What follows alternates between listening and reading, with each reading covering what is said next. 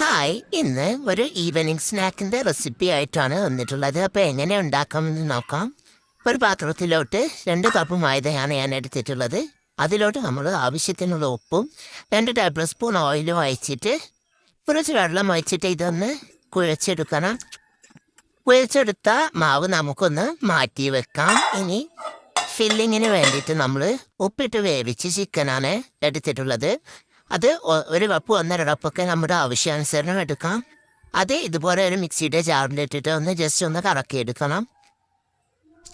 അടുത്തതായിട്ട് നമ്മൾ ഒരു പാൻ ചൂടാക്കിയിട്ട് അതിലേക്ക് 2 ടേബിൾ സ്പൂൺ ഓയിൽ ഒഴിച്ചിട്ട് 1 ടേബിൾ സ്പൂൺ ഇഞ്ചി വെളുത്തുള്ളി ചതച്ചത് ഇട്ട് കൊടുത്തിട്ടൊന്ന് മൂപ്പിച്ചെടുക്കാം. അതിലേക്ക് കുറച്ച് മല്ലിയില ചെറുതായി അരിഞ്ഞതും നേരത്തെ തയ്യാറാക്കിയ നമ്മുടെ ചിക്കനും ആവശ്യത്തിനുള്ള ഉപ്പും 1 ടീസ്പൂൺ ഗരം മസാലയും അതുപോലെ ഒരു 2 കപ്പ് വേവിച്ച ഉരുളക്കിഴങ്ങും ചേർത്തിട്ട് നന്നായി മിക്സ് ചെയ്ത് നമ്മുടെ മസാല റെഡിയാക്കിയെടുക്കാം.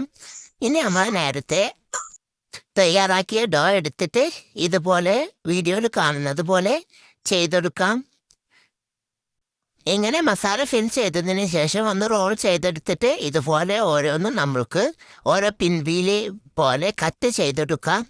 കുറച്ച് കട്ടിയിലായിരിക്കണം ഓരോ പിൻവീലും നമ്മൾ കട്ട് ചെയ്തെടുക്കേണ്ടത്.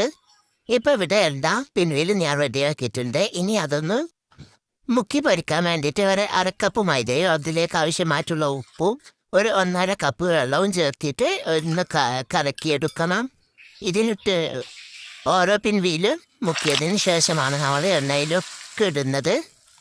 മീഡിയം ഫ്ലെയിമിൽ എണ്ണ ചൂടാക്കിയ ശേഷം മാവിൽ മുക്കിയിട്ട് നമുക്ക് ഓരോ പിൻവീലും ഇതുപോലെ പൊരിച്ചെടുക്കാം. ഇപ്പം നമ്മുടെ സ്നാക്ക് ഇവിടെ റെഡി ആയിട്ടുണ്ട്.